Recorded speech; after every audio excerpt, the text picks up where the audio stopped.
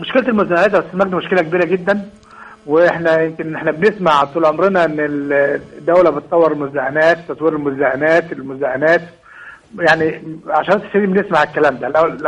لو هقول لك الاحصائيه اللي قدامي هتفاجأ بها. يا ريت. ان البلد بدات سنه 2005 في تطوير المزارعات. بدأ الدراسات بدأت 2005، بدأ التطوير الفعلي 2007. تمام. من 2007 ل 2016 كم سنة يا استاذ مجدي؟ 9 سنين. ده 9 سنين. 9 سنين اتطور فيهم 118 مزارع.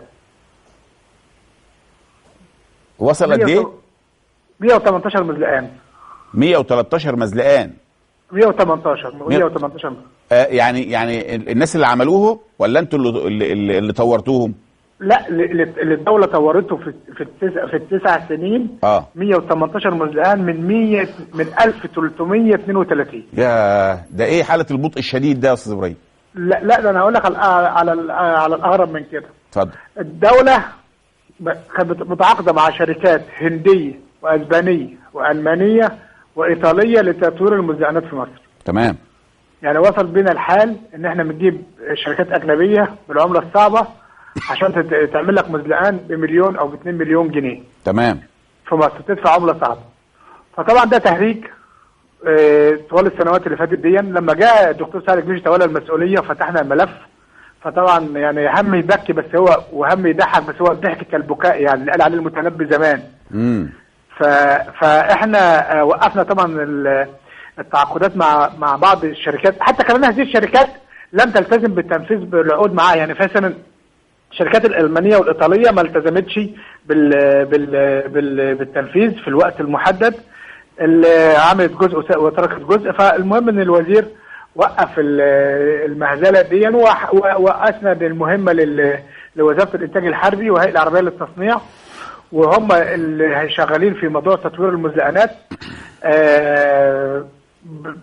يعني على الاقل هيشغل لك مصانعك وهيشغل لك شبابك وهيوفر لك العمله الصعبه عندك اللي انت عندك فيها مشكله، وفي الوقت نفسه هو هيبقى حريص على انه ينهي بسرعه ويخلص بسرعه، لان دي فيها ارواح ناس. المزلقان معناه ان هو يبقى مزلقان مش مطور، معناه ان يبقى فيه ارواح ناس معرضه للخطر. فاحنا الهيئه العربيه للتصنيع ووزاره الانتاج الحربي هيبداوا من شهر 4. هم شغالين في التصنيع. هيبداوا من شهر 4 التوريد والتركيب.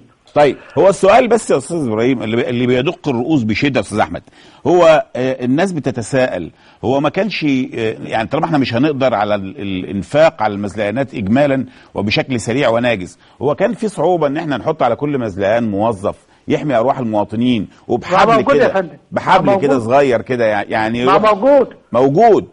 طب امال تكرار الحوادث ديت مع وجود الناس ديت معناه ايه؟ مين المسؤول؟ الدوله، الناس، الشعب؟ يحاسب مين؟ هو احنا عايزين نتكلم بصراحه. اتفضل. كلنا مسؤولين في القصه دي.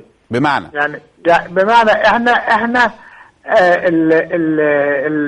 المزاد عليه مواطن، عليه عامل. تمام.